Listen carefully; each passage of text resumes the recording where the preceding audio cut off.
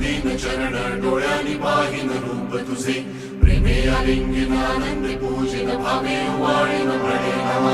त्वमेव माताच पिता त्वमेव त्वमेव बंधुश्च सखा त्वमेव त्वमेव विद्या द्रव्यं त्वमेव त्वमेव सर्वं मम देवदेव कायेन वाचा मनसेन्द्रियेण बुद्ध्यात्मना वा प्रकृति स्वभावं करोमि यत्